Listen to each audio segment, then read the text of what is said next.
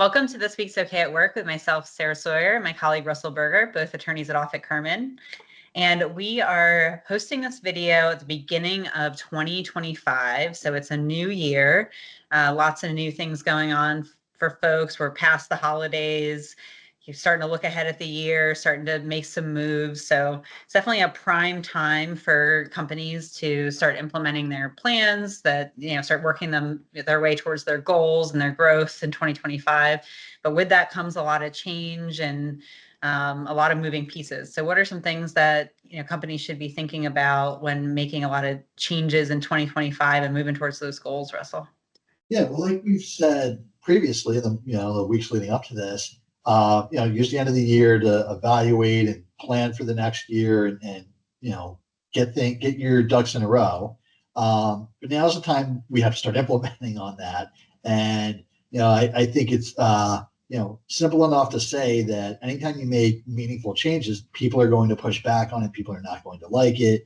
And you've got to work through a change management process. So the first thing to just kind of call out is there should be a process, there should be a plan, there should be a communication plan that goes along with that.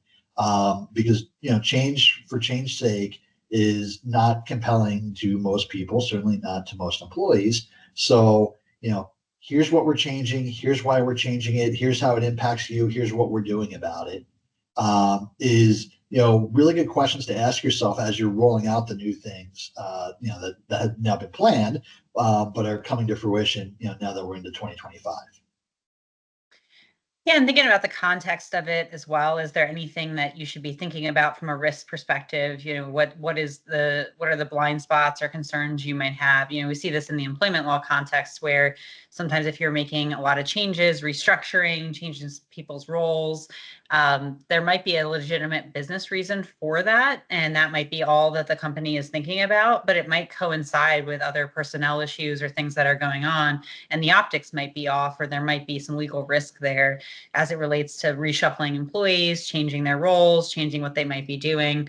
Might be seen as it being done for the wrong reasons, not for the right reasons, or maybe even for illegal reasons. So there's things like that. That's just one example of things that when change is happening, there is some volatility there. There's sometimes some risk there, whether it be at the employment level, or you're doing a new product offering, or have you thought through all of the ramifications of that, and whether you need to be getting IP protection for something new that you're launching this year and getting ahead of that? Do you need to be putting contracts in place for some new business that you're hoping to get in? Like, what are some things that you can be doing proactively that will allow you to really ramp up and do the things you might want to do that this year in 2025?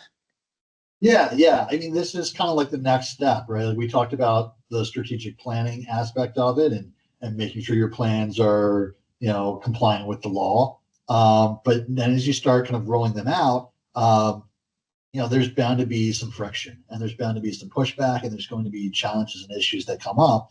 So making sure that you're prepared to handle those in a compliant manner, and you're doing the right things, as it pertains to employee, and particularly as you mentioned, Sarah, the personnel movement, and that you're prepared for any complaints that come up there, and you know what to do if there's a complaint, and who to bring in and how to handle those things are all important things to keep in mind as you roll out new plans for 2025. Yeah. Well, thanks, Russell, and cheers to a great 2025. Looking forward to the rest of the year with OK at Work as well. That's great. Thanks, Sarah.